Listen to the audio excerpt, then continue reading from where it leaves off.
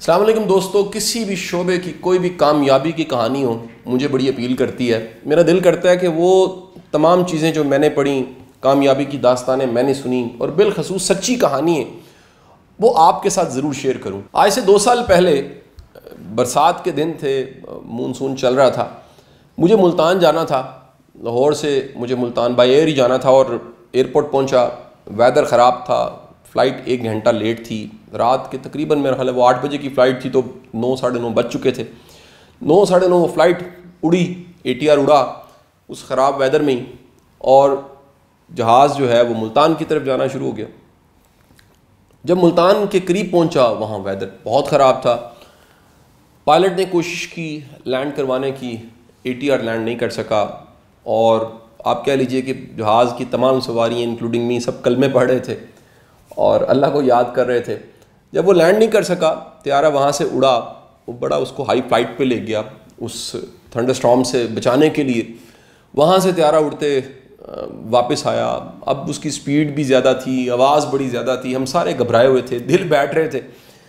Cut shot ये कि तकरीबन कोई आधे पौने घंटे के बाद पायलट की आवाज़ हमें आई और उसने कहा कि जी मौसम की ख़राबी के बायस हम त्यारे को मुल्तान में लैंड नहीं करवा सके और लाहौर आए हैं, यहाँ पर वेदर पहले से ज़्यादा ख़राब हो चुका है, यहाँ भी लैंड नहीं कर सकता, और अब हम इस जहाज़ को इस्लामाबाद की तरफ लेकर जा रहे हैं और ये अगले चंद मिनटों के बाद इंशाल्लाह इस्लामाबाद लैंड करेगा। और आधे पौने घंटे के बाद त्यारा इस्लामाबाद लैंड कर गया। रात के तकरीबन 12 बजे का टाइम था और 11:30-12 बजे का टाइम था। मुझे आज भी याद है कि सारी सवारियाँ जो उस वक्त कलमा पढ़ रही थी, वो सब की सब गालियाँ निकाल रही थी इदारे को, PIA को, और मैं हैरान हो रहा था कि इंसान मौत के करीब होता है तो वो अस्तगफिरुल्लाह कर रहा होता है, अल्लाह को याद करता है, लेकिन जैसे ही वो सेफ साउंड होता है तो उसको लगता है उसका अपना कमाल था और दुआएं कबूल हो गई हैं और वो बच गया है, तो वो किसी को मुर्दे इल्ज़ाम ठहराता है और गालियाँ निकालने लग पड़ता है। उसी वक्त PIA वालों ने अनाउंस किया कि जी आपको इस रात यहीं स्टे करना है, आपको इस्लामाबाद या पिंडी के किसी होटल में ठहरा दिया जाएगा, सुबह हालात मौसम बेहतर होते ही फिर यहाँ से फ्लाई करके मुल्तान लैंड किया जाएगा। और एक अंदाज़ा था कि अगले दिन 3 बजे जो दोपहर शाम का वक्त था उसमें दोबारा से फ़्लाइट ये चलेगी। मुझे याद है कि उस रात मैं एक अल्लाह ताला का ये करे, मैं एक्सेप्ट करना, कबूल करना, समझ जाना। मेरे साथ एक दोस्त थे डॉक्टर मकबूल, वो उसी फ़्लाइट में दोस्त बने। मैंने आज तक उनका नंबर उस फ़्लाइट के नाम से सेव किया हुआ है। तो डॉक्टर साहब और मैं एक कमरे में हम ठहरे, वो एक उस कमरे की भी हालत नागुफ्ताबा थी। उस कमरे में स्टे करने के बाद सुबह उठे, डॉक्टर साहब को लाजमी मुल्तान पहुंचना था, लिहाजा उन्होंने स्टे कर लिया। मैं वहाँ से बैग उठाया, मैंने अपना इवेंट कैंसिल किया जो मुल्तान में था और रिक्शा लेके, सवारी लेके मैं पहुँच गया फैसल मूवर। मैं गाड़ी में बैठा और गाड़ी चली, वक्त गुजारना था। एक आधी किताब पास थी, किताब पढ़ने को दिल नहीं था। सामने स्क्रीन थी, स्क्रीन पे उस LCD पे मैंने मूवी देखने का प्लान किया। मूवी सामने आई, एक मेरे सामने मूवी आई, उस मूवी का नाम हिंदी मीडियम था। मैंने मूवी देखना शुरू की। मेरा ख्याल ये था कि मैं मूवी 10-15 मिनट देखने के बाद छोड़ दूंगा और मूवी नहीं देखूंगा, लेकिन आप अंदाज़ा लगाएं कि दरमियान में गाड़ी भेरे पे रुकी, मैं नहीं उतरा। दरमियान में मतलब अनाउंसमेंट हुई कि अगर किसी ने उतरना है, खाना पीना, वॉशरूम, मैं नहीं उतरा। मूवी ख़त्म हुई तो मैं तब अपनी जगह से मैंने इधर उधर देखना शुरू किया और देखा कौन किधर बैठा है। मूवी मेरी, मैं ज़िंदगी की वो मूवीज़ जिनको मैंने इंतहा का पसंद किया, उन मूवीज़ में इस मूवी का नाम मैंने शामिल कर दिया, हिंदी मीडियम के नाम से। ये मूवी, इसका मेन कैरेक्टर इरफान अली ख़ान है। इरफान अली ख़ान साहब अल्लाह को प्यारे हो चुके हैं, चंद दिन पहले उनका इंतकाल हुआ। एक शानदार एक्टर। इससे पहले मैंने उनकी मूवी स्लम डॉग मिलियनेयर देखी थी और भी मूवीज़ देखी थी, लेकिन ये मूवी के पसंद आने की 2 वजूहात थी। एक तो इसका थीम, इसका कॉन्सेप्ट, इसका जो मेन कह लीजिए फ़लसफ़ा है, वो मुझे बड़ा अपील किया। इस मूवी के कई डायलॉग्स मुझे बड़े पसंद आए और इस मूवी में कहीं पर प्रोड्यूसर ने, पूरी टीम ने ये एक आइडिया प्लॉट किया कि दुनिया में 2 तरह के वालिदैन हैं। एक वो वालिदैन है जो बड़ी तादाद है, पाकिस्तान में भी ऐसे वालिदैन की बड़ी तादाद है जो बच्चों को इंग्लिश मीडियम में पढ़ाना चाहते हैं, एक मॉडर्न स्कूल में दाखिल करवाना चाहते हैं, और वो अपनी हर तरह की चीज़ों को बेच के, कुर्बानियाँ दे के महंगे स्कूलों में दाखिल करवा देते हैं। लेकिन उसके बाद बच्चे के साथ क्या बीतती है, वालिदैन के साथ क्या बीतती है, वो पूरी एक कहानी थी। साथ ही साथ ये भी बताया कि ये स्कूल जो चलाने वाले हैं और स्कूल ये सारा एक माफिया है और उनको बड़ा शदीद क्रिटिसाइज़ किया गया कि उनका एक बिज़नेस है, वो अपने कारोबार के लिए ये सारे की सारी एक पूरी इंडस्ट्री खड़ी हो गई है और इसके फिर साइड इफ़ेक्ट्स के हैं, कौन कौन कैसे मुतासिर होता है। एक बड़ा शानदार सीन इसके इख्तिताम पे है कि वो स्टेज पे जाके बच्चों के वालिदैन के सामने इरफान अली ख़ान कुछ डायलॉग्स बोलता है और बताता है कि हम कितने धोखे में रहते हैं, हम क्या गलतियाँ करते हैं। हम समझते हैं कि शायद इंग्लिश बोलने वाला तरक्की करेगा और हम क्यों नहीं मानते कि बाकी ज़ुबानें जिनकी हैं और बाकी ममालिक हैं, जर्मनी है तो जर्मन बोलते हैं, फ्रांस वाले हैं फ्रेंच बोलते हैं, चाइना वाले चाइनीज़ बोलते हैं, वो अपनी ज़ुबान में तरक्की करते हैं और हम इस गलतफहमी का शिकार हैं कि हम दूसरे की ज़ुबान बोलेंगे तो तरक्की करेंगे। मेरे मुल्क का भी अलमिया है, मेरे मुल्क में लोग समझते हैं कि शायद हम अंग्रेज़ी बोलेंगे ज़्यादा तरक्की करेंगे और उर्दू बोलेंगे या फिर मादरी ज़ुबान बोलेंगे तो पीछे रह जाएंगे, नाकाम हो जाएंगे। ये बहुत बड़ी गलतफहमी है, इसको दूर कर देना चाहिए।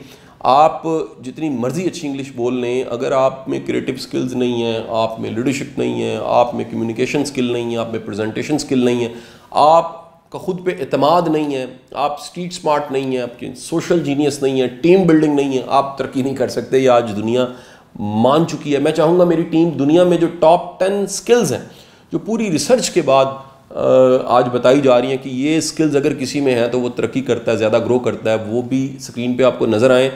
इसलिए कि बच्चों को सिर्फ रट्टे ना लगवाएं, नंबरों की रेस का शिकार ना करें, बल्कि उनमें स्किल्स भी पैदा करें। और आने वाला ज़माना, कोरोना के बाद का ज़माना, इसमें स्किल्स की बड़ी शदीद ज़रूरत है और बिलखसूस IT की और टेक्निकल स्किल्स की बड़ी ज़रूरत है।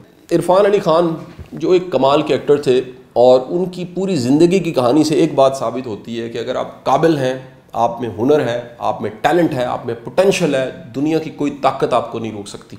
और ये कि शायद वालिद को बड़ा इंसान हो तो बच्चे नवाजे जाते हैं, ये इंडस्ट्री में, बिलखसूस फिल्म इंडस्ट्री में बहुत बड़ा एक मिथ पाया जाता है और किसी हद तक ऐसा शायद हो भी।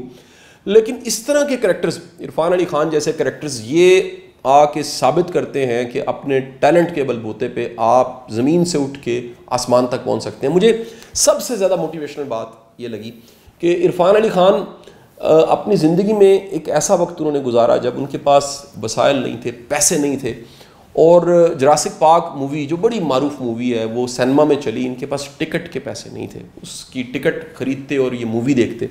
और एक ऐसा वक्त आया कि जब जुरासिक वर्ल्ड आई, ये मूवी आई और इसमें उन्होंने एक मेन करैक्टर ये निभाया कि वो जुरासिक पार्क के मालिक हैं। तो कहाँ टिकट खरीदने के पैसे ना होना और कहाँ इतना बड़ा एक करैक्टर और इतनी बड़े हीरो बन के सामने आना, इससे बड़ी कामयाबी और क्या हो सकती है।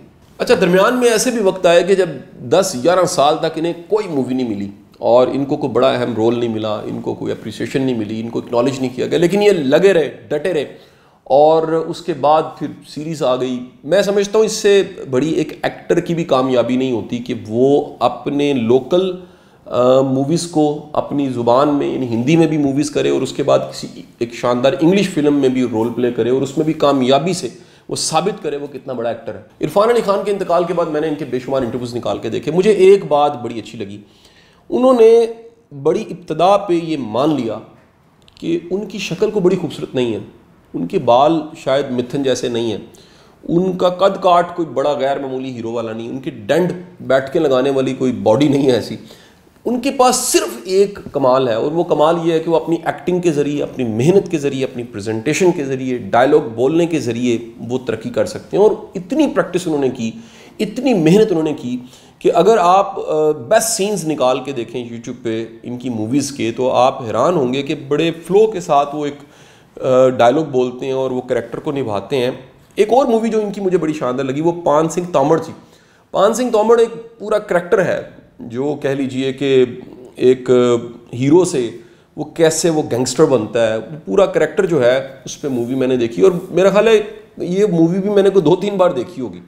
रोक फिल्म की कामयाबी के बाद इन्हें एक आर्टिकल में खिताब दिया गया, Irfan eyes speak louder than his words. Slumdog millionaire ने सारे रिकॉर्ड तोड़ दिए और जैसे इस मूवी को ऑस्कर अवार्ड मिला, अमेरिका में भी इरफान खान की मकबूलियत में इजाफा होना शुरू हो गया। हॉलीवुड में 2017 में द अमेजिंग स्पाइडरमैन और लाइफ ऑफ पाई में किरदार निभाकर मकबूलियत की बुलंदियों को छुआ और 2015 में द जुरासिक वर्ल्ड में इन्हें मकबूलियत के कमाल दर्जे पर पहुंचा दिया। इस मौका पर यह बात बड़ी मशहूर हुई कि 1990 में रिलीज़ होने वाली मूवी जुरासिक पार्क का टिकट लेने के पैसे नहीं थे, मगर 25 साल के बाद इसी जुरासिक वर्ल्ड के मालिक की हैसियत से किरदार निभाया। अच्छा, एक और बड़ी शानदार मूवी मदारी है। मदारी में एक बाप जिसका बच्चा पुल के नीचे आके मर जाता है, पुल गिरता है, और उसके बाद वो बाप एक इन्वेस्टिगेटर बन के, एक सहाफ़ी बन के रिसर्च करता है, ढूंढता है, और वो सारे के सारे करैक्टर्स को ढूंढता है जो उस पुल को बनाने में और उसका नक्शा बनाने में, उसकी कंस्ट्रक्शन करने में जिनकी गलती हैं उनको एक्सपोज करता है। मैं समझता हूँ कि अगर आप वो मूवी देखें तो हमारे समाज के भी बेशुमार जो करप्ट करैक्टर्स हैं उसमें आपको नजर आएंगे। चंद दिन पहले इरफान अली खान अल्लाह को प्यारे हो गए। एक सोचने वाले, समझने वाले, मूवीज़ देखने वाले, लर्न करने वाले लोगों के लिए और स्ट्रगल करने वाले लोगों के लिए एक शानदार कहानी छोड़ गए कि एक गुमनाम शख्स जो राजस्थान में पैदा होता है और इतना बड़ा करैक्टर बन जाता है, इतना शानदार एक्टर बन जाता है। इसके साथ साथ एक इरफान खान का ख़त बड़ा मशहूर हुआ। वो ख़त मैं पूरा तो नहीं यहाँ पढ़ के सुना सकता, वो जगह जगह अवेलेबल है, लेकिन उस ख़त में जो आखिरी अल्फाज हैं मैं चाहूँगा वो मैं पढ़ के आपको सुनाऊँ और वो स्क्रीन पर भी दिखाए जाएँ। इरफान खान के आखिरी अल्फाज हैं, मैं एक तेज़ रफ्तार ट्रेन में ख्वाबों, खुशियों, ख्वाहिशात और मंसूबों के साथ सफ़र कर रहा था कि अचानक मेरे कंधे पे किसी ने हाथ रखा और कहा, बस तुम्हारा सफ़र ख़त्म हुआ। मुझे लगता है कि ज़िंदगी का सफ़र ख़त्म होने को है और मंजिल करीब है। मैं अब बीमारी का दर्द और मौत का खौफ एक साथ महसूस कर रहा हूँ। इरफान खान की ज़िंदगी हमें ये भी सिखाती है, आप जितने मर्ज़ी कामयाब हो जाएं, आप अर्श की बुलंदियों पे पहुँचें, आखिरकार आपको जाना है और इस हकीकत का, जिस हकीकत को मौत कहते हैं, आपको सामना करना है। और मौत जो हर मज़े को ख़त्म कर देती है, आपको ज़िंदगी गुजारनी है तो इस हकीकत को सामने रख के ज़िंदगी गुजारनी है कि अल्लाह ने अगर मुझे भेजा है तो मैंने वापस भी जाना है। मैं कुछ बन जाऊँ, फिल्मों का हीरो बन जाऊँ, असली हीरो बन जाऊँ, आखिरकार मुझे जाना है। जब ये एक बड़ी हकीकत आप सामने रख के ज़िंदगी गुजारते हैं तो फिर दिल नहीं दुखा सकते, फिर माफ़ी मांगना आसान हो जाता है, फिर लोगों को साथ मिला के चलना आसान हो जाता है, कुर्बानी देना आसान हो जाता है, फिर इरादे करना, फैलना, सिमटना आसान हो जाता है और सबसे बढ़ के इस ज़िंदगी के झंबेलों में से निकलना बड़ा आसान हो जाता है।